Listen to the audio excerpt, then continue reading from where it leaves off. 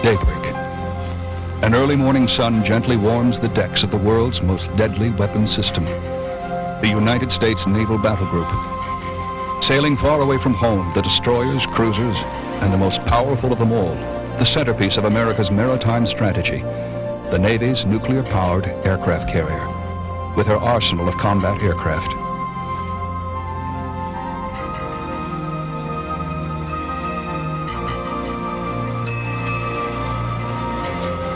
Each plane of the carrier's combat air wing has a specific mission. This mission may involve the hunting of submarines, the smashing of land and sea surface targets, or the destruction of hostile fighter aircraft. Whatever the required mission, the Naval Aircraft Carrier is combat ready for action.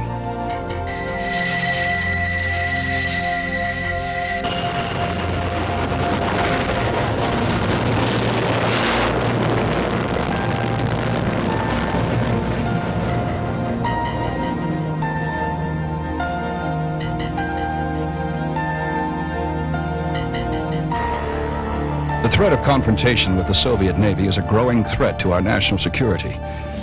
Control of the sea lanes and choke points are instrumental to our freedom of navigation. The growth of the Soviet Navy is a menace that cannot be ignored.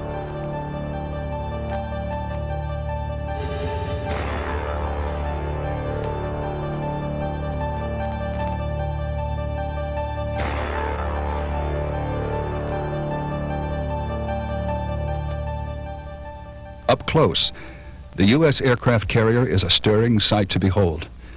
Displacing 91,000 tons, more than 5,000 men, and a complement of nearly 90 aircraft. The ship is powered by 2 nuclear reactors propelling her to speeds in excess of 30 knots. Its mission is to support and operate combat aircraft that engage in attacks on hostile forces, and to engage in sustained operations in support of other U.S. armed forces. Together with their embarked air wing, the carrier ships have vital roles in strike, anti-surface, anti-air, and anti-submarine warfare. These aircraft are uncompromising in their ability to attack, fight, and defend.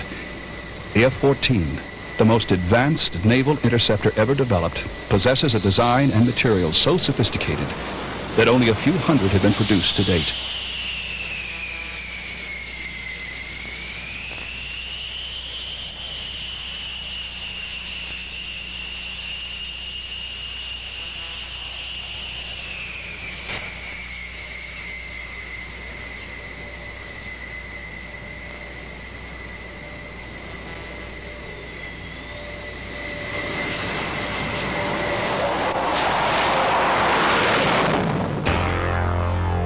The Soviets have traditionally enjoyed an overwhelming numerical superiority in their deployment of conventional weapon systems.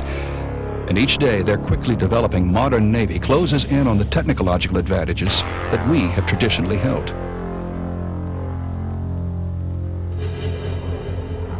These Soviet blinder and bear bombers closely track our carrier groups, watchful and provocative, stopping just short of actual combat.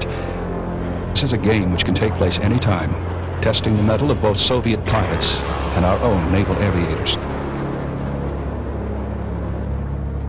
But sometimes there are mistakes.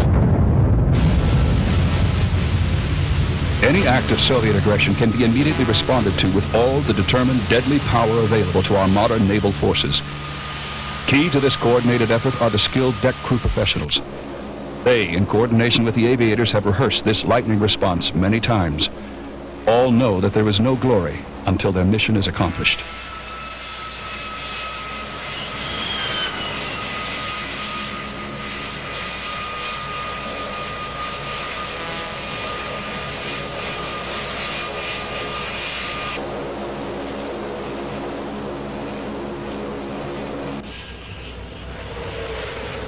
Answering roll call on deck are America's finest naval combat aircraft.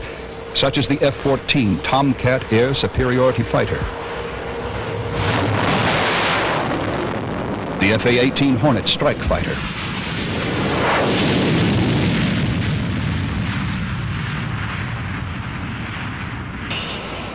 the A-6 Intruder attack aircraft,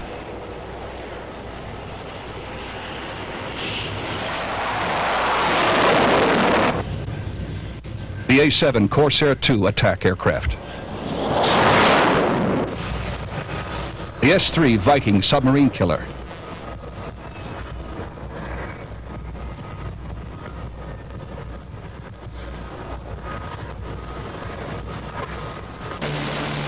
and the E-2 Hawkeye electronic support aircraft to oppose and defeat any aggressor forces on land, on sea, and in the air.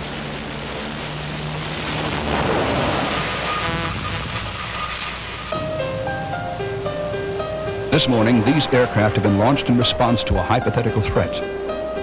As the scenario progresses, an incident has happened which could affect the lives of many. The result from this incident is still uncertain. Anticipation. An aviator gathers together his thoughts of training and rehearsal for what may become the ultimate challenge to his survival, the dogfight. But air-to-air combat has changed since World War II, the Korean conflict, and even Vietnam.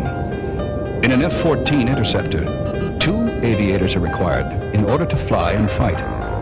One pilots the aircraft and the other serves as the weapons officer.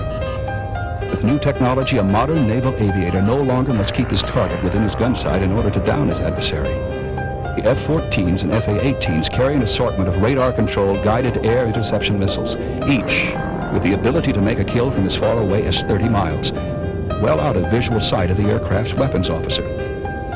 The Phoenix AIM-54, weighing more than half a ton, chases its target down until it finds it, then explodes its warhead, destroying the enemy aircraft. Aerial combat has changed in this aspect to the naval aviator. A man-to-man, machine-to-machine dogfight will always be the ultimate test.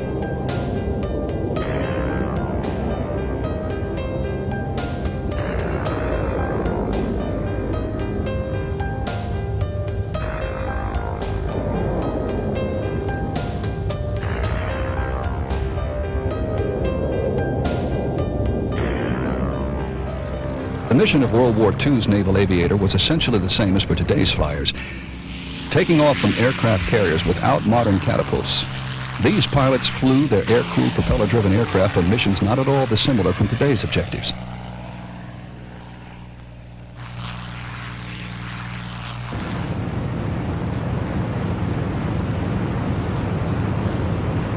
The Navy's Hellcats, Helldivers, Avengers, and Corsairs were strictly seat-of-the-pants airplanes. Lacking the information provided by long-distance target acquisition radars, all their weapons of machine guns, crude rockets, and bombs were sighted visually and often fired too close to the enemy for comfort.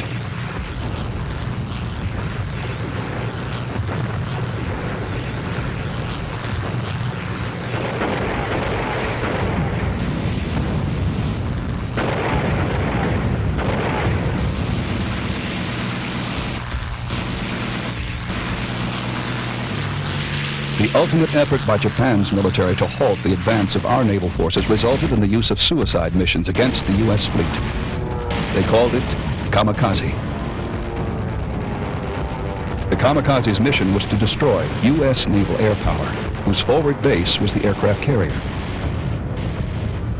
Japanese pilots, thinking themselves the human reincarnation of the divine wind that saved Japan from Kublai Khan in the 13th century, climbed into flying bombs and tried to crash directly against the decks of American warships. Japanese Admiral Ito said of the kamikaze mission, "The fate of our homeland rests on this operation. Every unit participating in this operation is expected to fight to the bitter end. Thereby the enemy will be annihilated and the eternal foundations of our motherland will be secured." The kamikaze attack during the invasion of Okinawa in the spring of 1945 was one of the bloodiest battles ever fought in the history of war. It was one of Japan's last military efforts. But the kamikazes failed to significantly penetrate the defenses of the fleet. The Navy maintained its strike capabilities in support of amphibious landed troops. The might of naval aviation was essential for our country's hard-earned victory in the Second World War.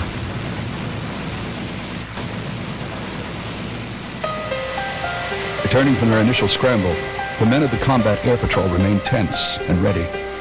Not a missile launched or cannon shot fired. War action is expected when the intelligence-gathering planes have had time to process their electronically gathered data.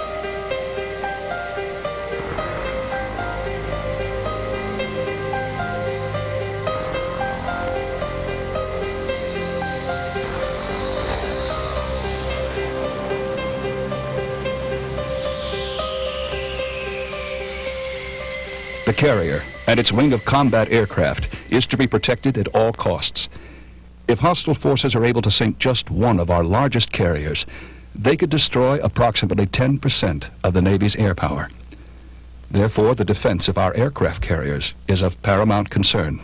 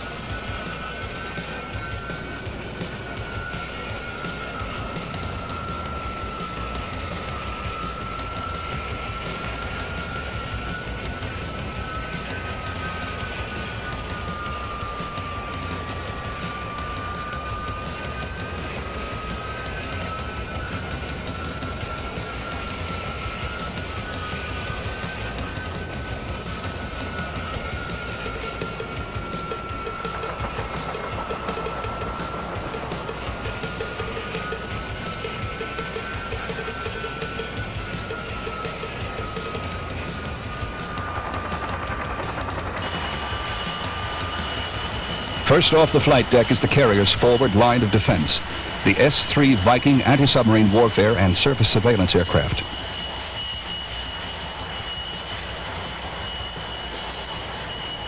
The S-3 Viking provides low-altitude surveillance of surface ships and submarines underwater. These threats to the carrier battle group are able to launch effective missile and torpedo attacks from great distances. The S-3's crew of 4 locates these threats and destroys them with her versatile arsenal.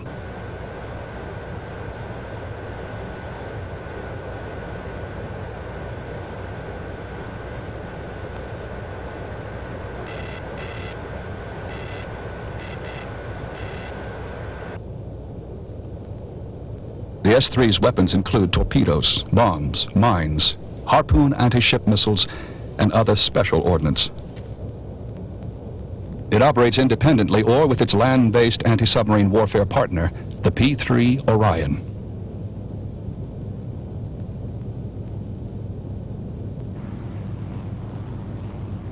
The long-range land-based P-3 Orion can detect, track, and destroy enemy submarines.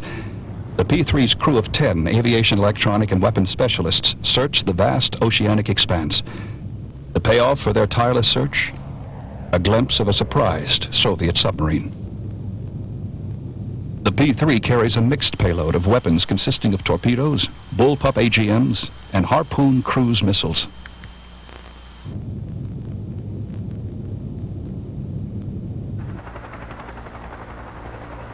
The last link in the air defense against submarine attacks is the SH-3 Sea King dedicated ASW helicopter.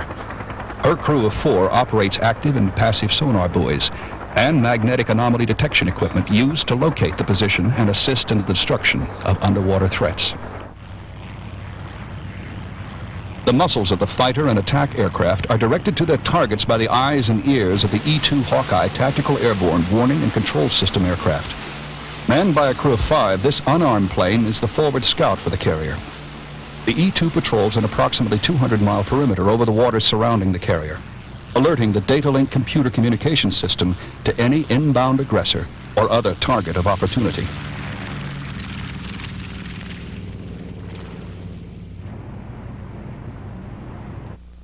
Aegis-class missile cruisers such as the USS Vincennes also play an essential role in naval aviation. This cruiser can defend the carrier battle group from multiple threats.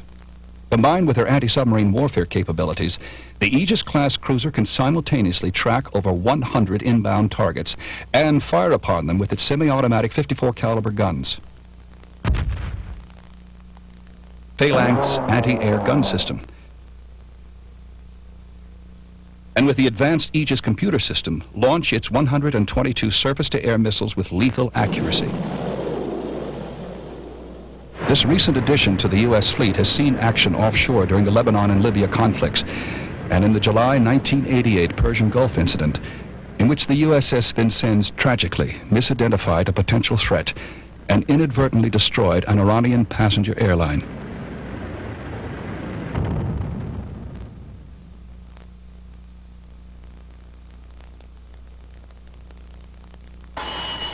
Successful attacks on moving and stationary targets at sea or on shore in all weather conditions during both day and night would not be possible without the A-6 Intruder attack bomber aircraft.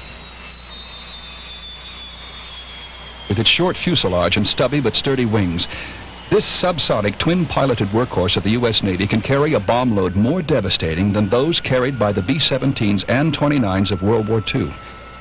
The bombing effectiveness of the A-6 was last proved during the Libyan conflict of 1986. A typical weapon load might include a mix of up to 28 500-pound laser-guided smart bombs, or 3 2,000-pound iron bombs, a number of Harpoon anti-ship missiles, and even Sidewinder air-to-air missiles for self-defense against any attacking fighters.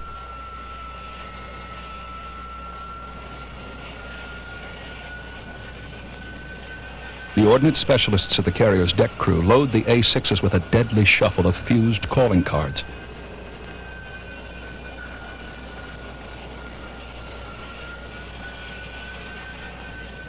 The carrier's deck traffic coordinators carefully direct the bomb-laden A-6s into position, hooking the aircraft's front gear up to the catapult for its encounter with a potential enemy.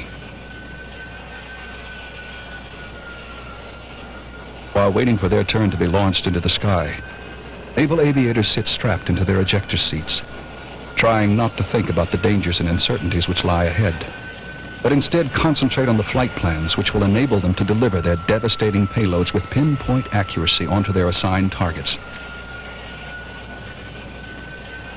From its earliest missions in the skies over Vietnam, the A-6 has gained a loyalty that can only be attained by superior dependability and performance. Perhaps the most effective missions the A-6s have flown were the low-level attacks during the 1986 raids on Libya.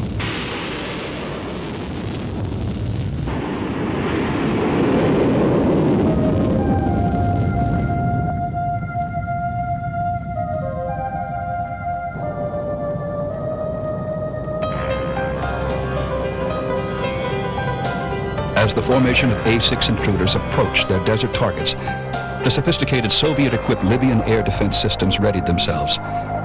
However, due to their flying skills and technological advantages, these A-6 aviators repeatedly penetrated the Libyan surface-to-air missile envelopes. When all was told, our A-6s evaded more than 100 lethal guided surface-to-air missiles.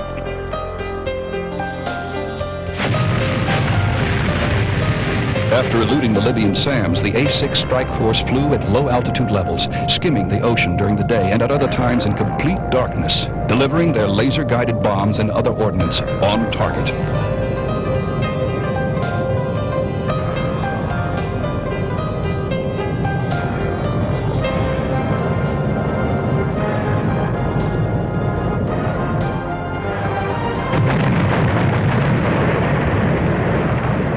The Libyan raid proved to be a success for the A-6 aviators. Each aircraft returned safely. But tomorrow they may encounter a very different threat. Our A-6s could soon engage in missions against the Soviet surface fleet.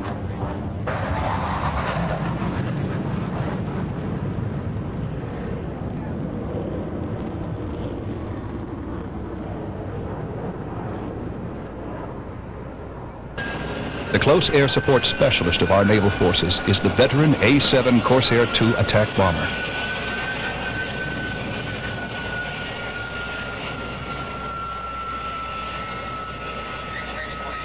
The aging but still very effective A-7 is a highly maneuverable single-seat combat aircraft. armed with 2 internal 20mm cannons and carrying payloads up to 15,000 pounds of both bombs and missiles. These weapons are carried on 8 ordnance stations located on its fuselage and under its wings.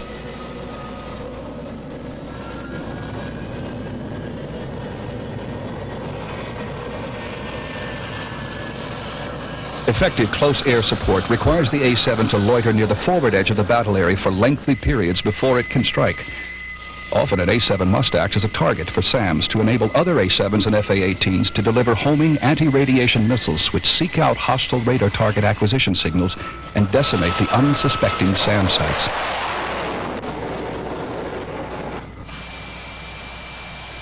The most recent A-7 combat mission found several groups of A-7s playing a major role in the joint strike on selected Libyan terrorist-related targets in 1986.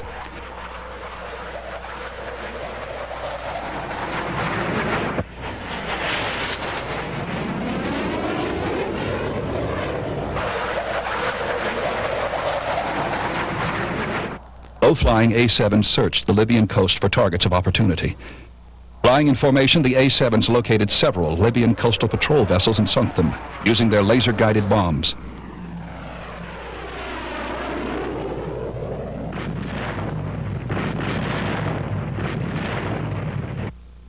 All A-7s returned safely from their Libyan missions. Yet before they're replaced by the FA-18s, the Navy may call them into service one more time.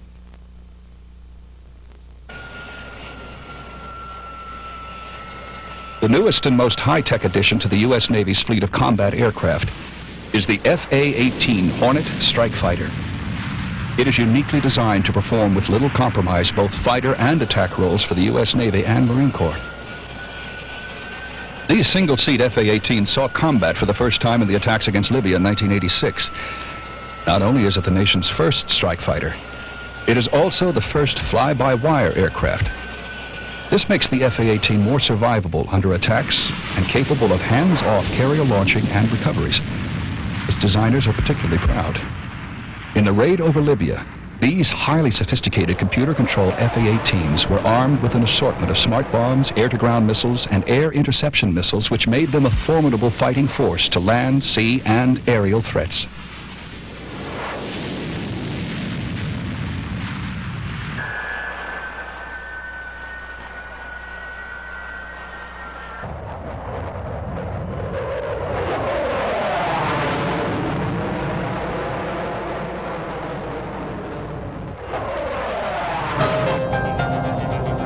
Low-flying FA-18s screaming through the Libyan desert valleys dropped their lethal ordnance with amazing accuracy and devastating effect.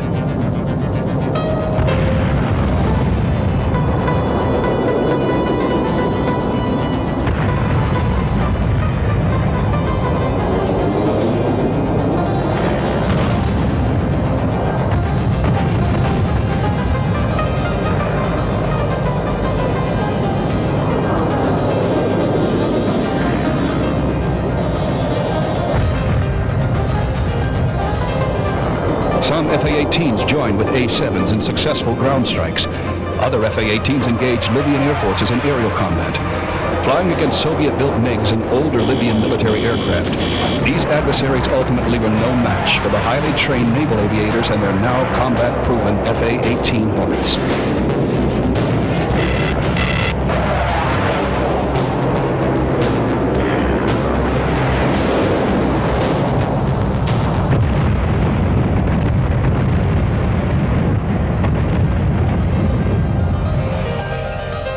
Confidence was not in short supply to the aviators and their crews when the fighters returned from Libya. However, the FA-18 aviators now await a new challenge, the possible scenario of air-to-air combat with the Soviet Union's best pilots and planes.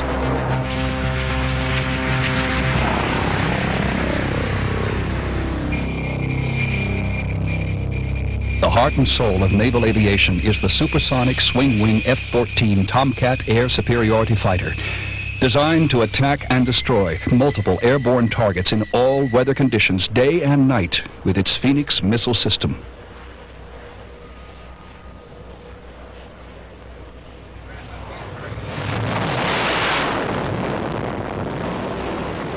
The F-14 was acknowledged as a technical marvel from its inception on the drawing table to its joining the U.S. Naval Fleet. Its first combat was experienced in 1981, when two F-14s flying in formation were jumped by Libyan pilots flying Soviet-built Sukhoi Su-22s. One of the Libyan jets launched an air-to-air missile at the leading Tomcat. The resulting action was over in less than 60 seconds. Both Libyan fighters were sent hurtling towards the ocean in flames. One pilot dead, the other narrowly escaping. The F-14s returned to their carrier unscathed.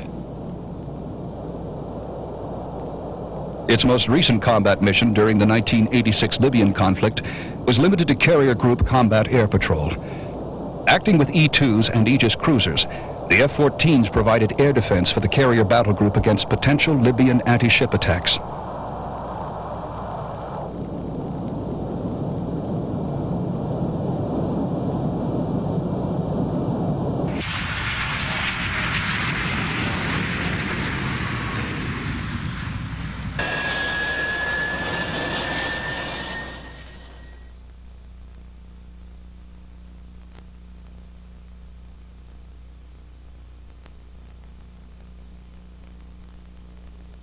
In this fictional portrayal, Soviet aircraft carriers lurk within striking distance of our battle group.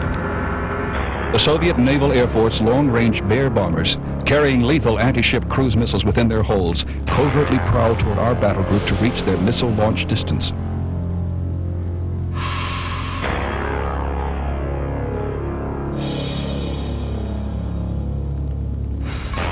Other Soviet naval forces would join in their coordinated advance on the U.S. battle group. Submarines.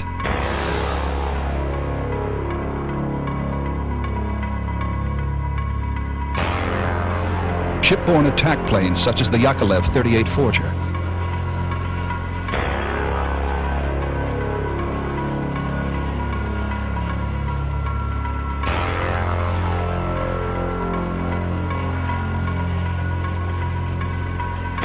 Land-based interceptors such as the Tupolev Tu-28 Fiddler.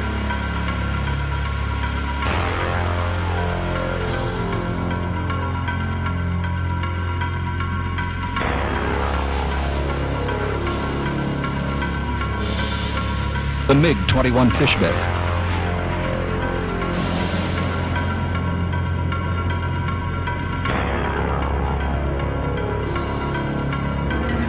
The MiG-23 Flogger.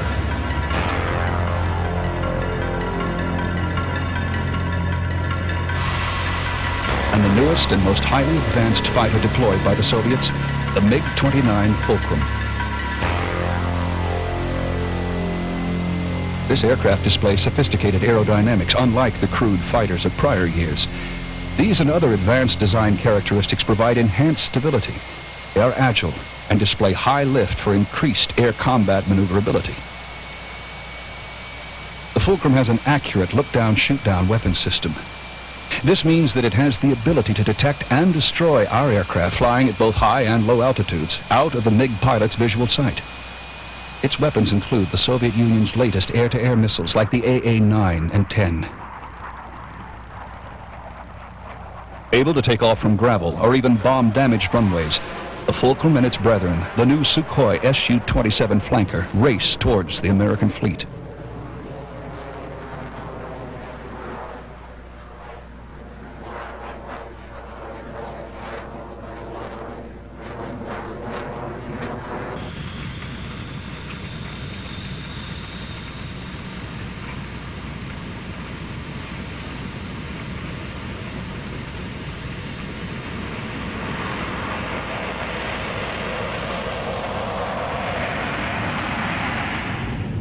Unescorted Bear reconnaissance aircraft are easily convinced to disengage from the upcoming engagement by a pair of U.S. Air Force F-15s.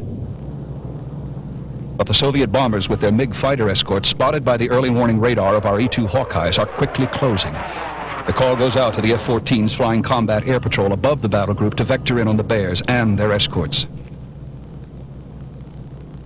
An additional call goes out to the aircraft carriers to launch all their remaining F-14 and F-18 fighters. The E-2s continually monitor and direct our aircraft to intercept the Soviets, and the skies fill with the birds of war.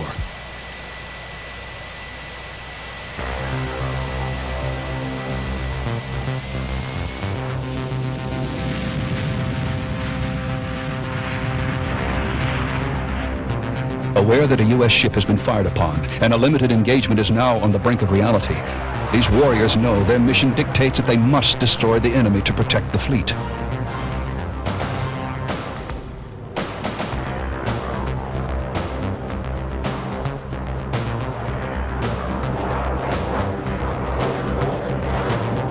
The F-14 Tomcat aviators are tense as they wait in their cockpit for their catapult launch, rehearsing in their minds all the knowledge and information that they have acquired in their training as preparation for an adversary they will soon meet.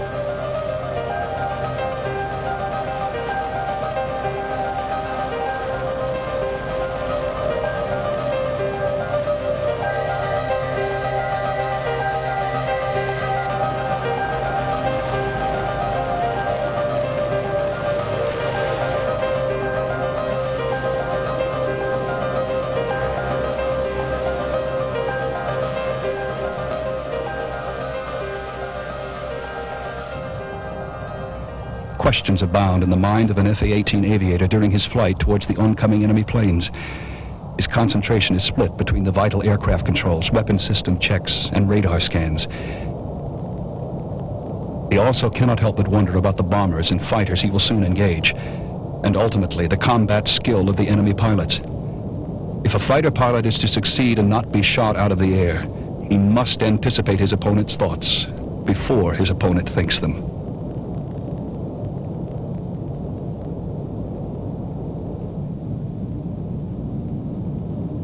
All U.S. naval fighters aloft are now vectored in towards the Soviets. There is now nothing left to do but fight.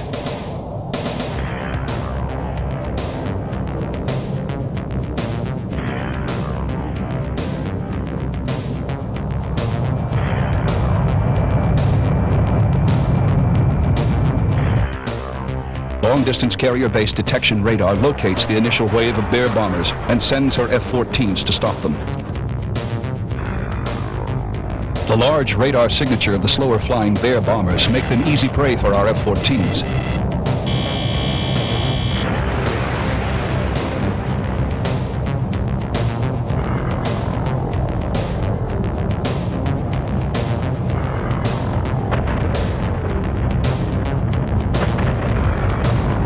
The naval flyers piloting the F-14s have scored 2 kills. Their only confirmation of their kills is the disappearance of the Bear's radar blips.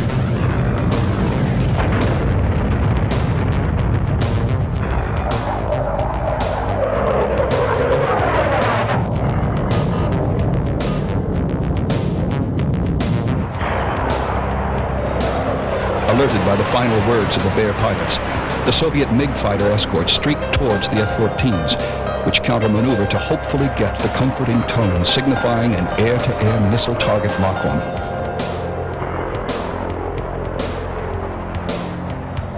Flying in tight formation, these MiG-29s attempt to appear to U.S. radar as only one larger aircraft. However, the F-14's Phoenix weapon system can discern that there are multiple targets, and the Soviets' tight flying formation makes them more susceptible for target acquisition.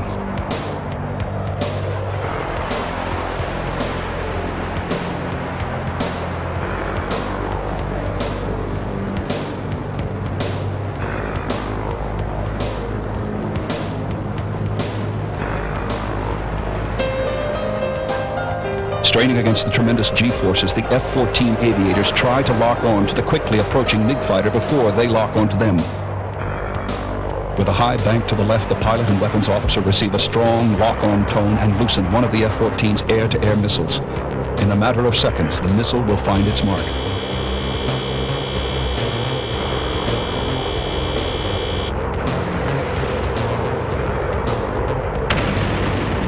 A squad of Hornets detects a lone MiG-29. Difficult to tell apart from our own naval aircraft, the Soviet aircraft's radar signature is unmistakable, and a pair of F-A-18s fly in pursuit.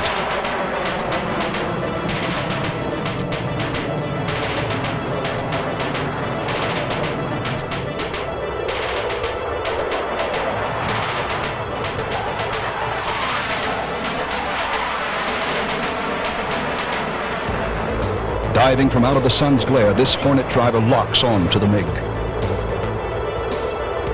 Once the F-A-18's heat-seeking Sidewinder missile locks on, there can be no escape.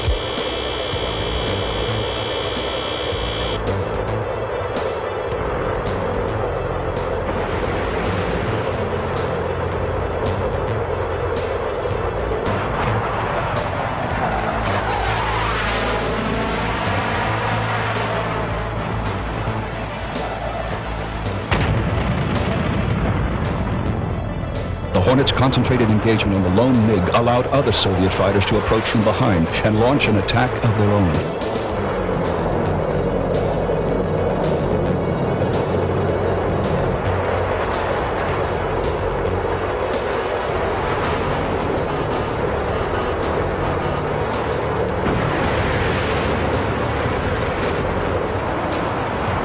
Flares decoy the incoming Soviet missiles. The Hornet, realizing that he is outnumbered, radios for an assist from a nearby F-14. With afterburners scorching, the F-14 Tomcat screams to the aid of his fellow aviator.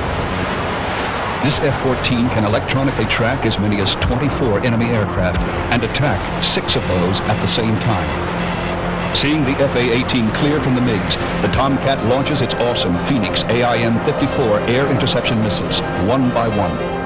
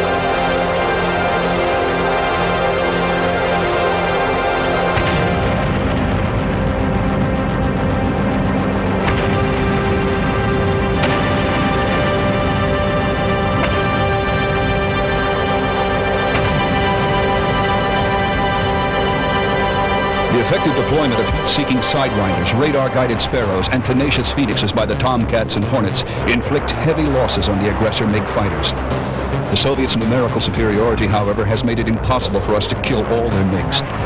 At Mach 2, our naval aircraft and the MiGs are soon upon each other in a series of decisive duels, dogfighting to the death.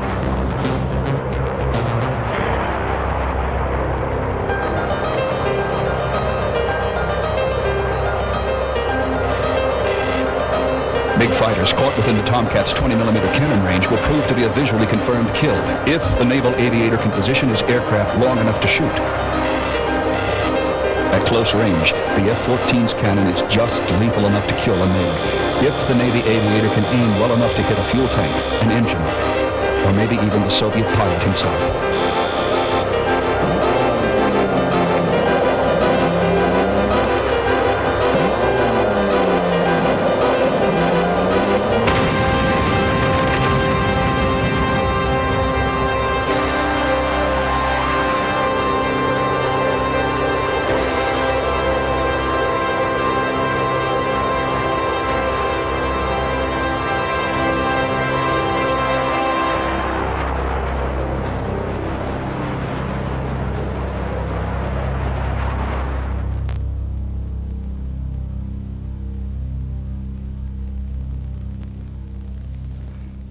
The carrier prepares to receive the return of her warbirds. The deck crews have anxiously awaited this moment as they have listened to the battle through the carrier's communication systems. All eyes turn skyward at the first sounds of the approaching jet engines.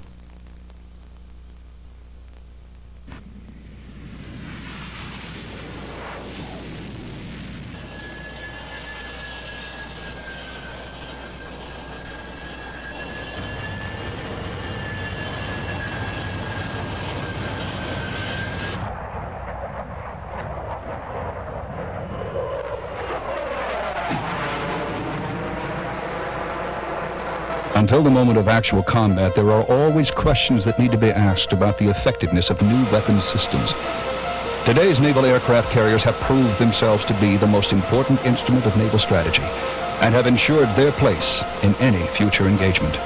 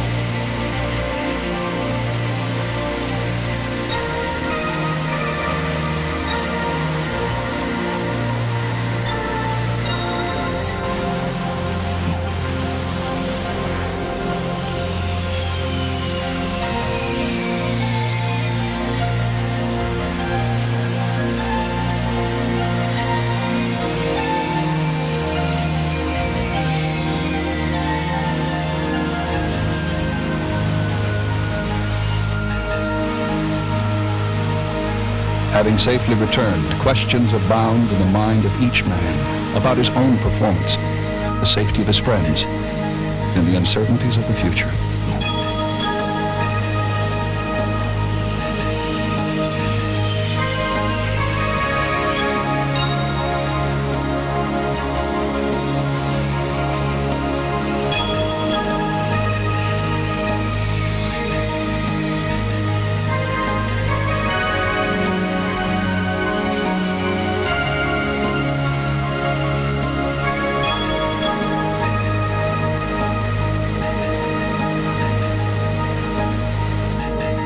By dusk's fading light, the last planes are recovered by the carrier. The mission is accomplished.